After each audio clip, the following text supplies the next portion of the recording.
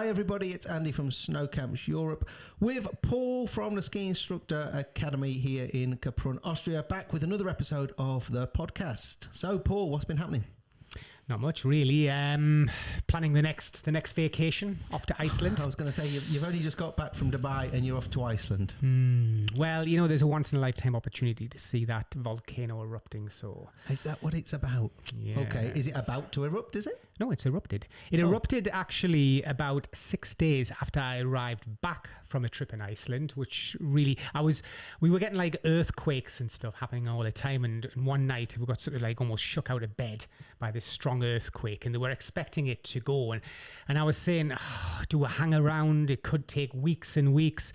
So we went, no, we'll fly back to Austria, and we flew back, and then literally about 6 days later, it opened up and that was it. And now it's building up and it's looking pretty impressive. So we're going to go back and get some shots of the volcano. So it's currently not erupting? No, it is erupting. It's continually? Yes, continually erupting. Okay. And you can get right up to it because it's not like an explosive eruption or a fast eruption. It's quite slow eruption. So if you look online, you can see all these wonderful pictures of people melting, their drones flying across it, and God knows what.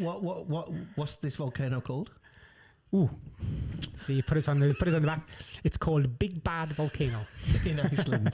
Fantastic. Some unpronounceable word, but it's on one of the peninsulas where it hasn't erupted for this area for 800 years. So, I am going to go and have a look at that. But in the meanwhile, we have been obviously doing a lot of podcasts and a lot of our analysis series as well. And it was interesting because, a lot of people, Andy, I think, are looking for this sort of like perfect turn at the minute. Like they really want to, and what their idea of the perfect turn is really interesting. It's funny, only this morning whilst scrolling through Instagram, you could see lots of people posting their perfect turn or what they want everybody to think is the perfect turn.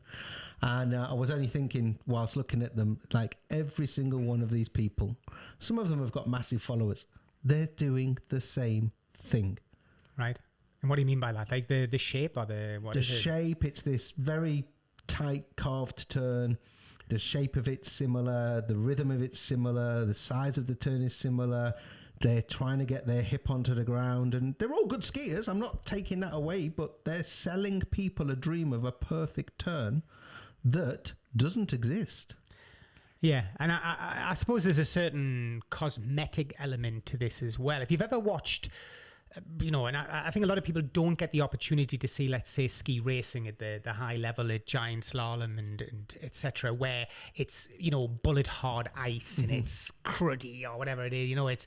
You see from that side how their legs can go all over the place, A-framing and, all sorts of things that you go, that's the turns you're on about, Andy, look pleasing because people have, I think often as well, a certain alignment within their anatomy that gives them a nice look.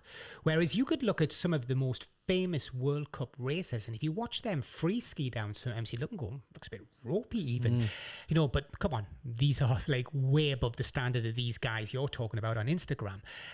So you have to be careful that you're looking at somebody's almost like their build of their anatomy as opposed to actually what it is they really should be putting out there. Because let's face it, if I photograph, and we do this a lot, with our new cameras we use, like this camera I'm videoing with here, for example, can take 30 frames a second photographing.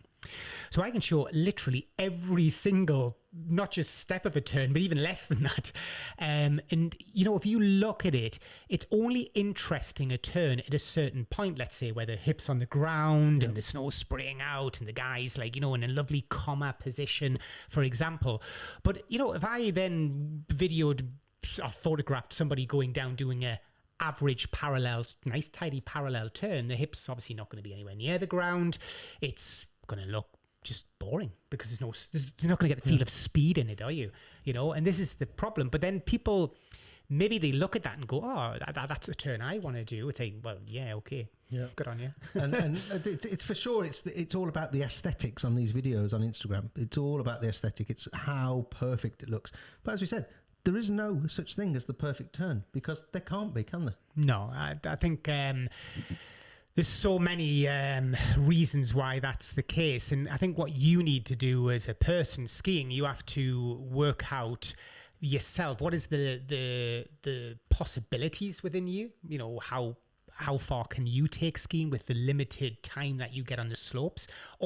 And you see this with people this year. I've seen certain ski instructors who have been out of work all season, and instead of skiing with clients, they've actually just skied themselves. Boy, their skiing has shot up. It's made a huge difference in the quality of their skiing just through the kilometers that they're getting at the minute.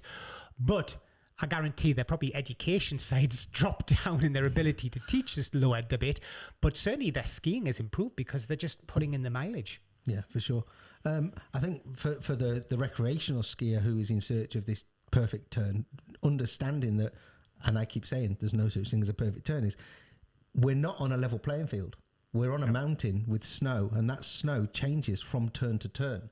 There's undulations, there's cambers, there's bumps and ruts and all sorts. And again, when you see a lot of these people on Instagram, they're on almost the most perfect of snow. They've got up very early in the morning, they've gone up on the first lift, and they're skiing down what's pisted.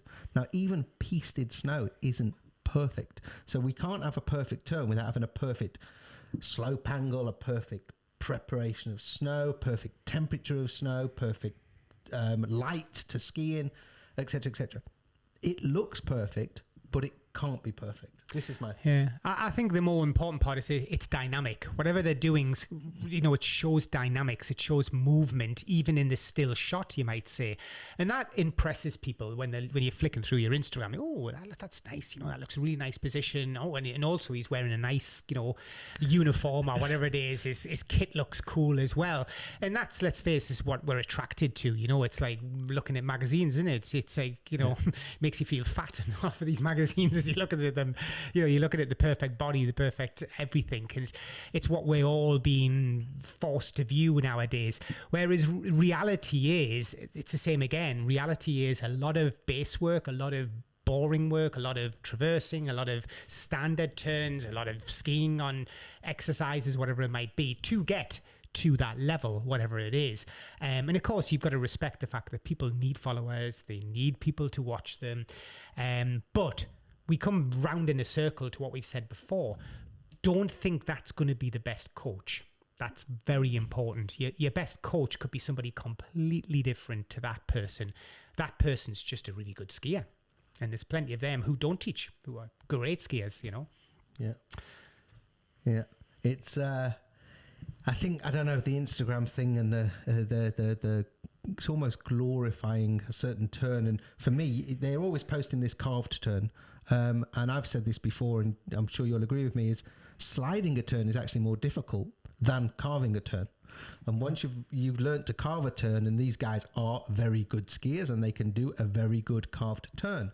But for the average recreational skier, the skill that you need to learn isn't carving, it's sliding. Yeah. Yeah, we have this huge problem with particularly level 3 ski instructors. They get to a point where they're really good, actually, because a lot of them tend to be younger, and they're flying down the mountains and they're railing the ski really well, you know, on the edges.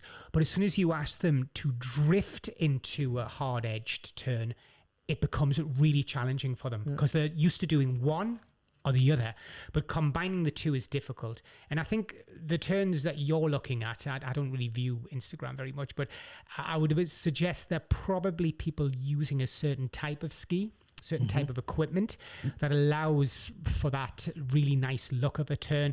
And that equipment helps massively. So yeah, I think why not look at nice pictures? Let's face it, we all used to, you know, as children put a Lamborghini on the wall or whatever it is and never could afford one. But we wanted to look at it and think that's the coolest car ever. And hey, if somebody's making an absolutely cool turn, then hey, I'm all behind that as well. I think I had Patsy Kensit on the wall, not a Lamborghini. Yeah, but Andy, I'm gay. Give us a chance. So yeah. So don't worry, if you're not making the perfect turn. Andy Rose from Snow Camps Europe says there isn't a perfect turn. Doesn't exist. Doesn't exist. You know? So, do you know of a perfect turn? Put in Yeah. the comments below, because we would love to see that. Yeah, or We'd love to post see your that. pictures and videos of a perfect turn. And Andy will then go, no No such thing. No such thing. Controversial. See you in the next one. Bye for now. now.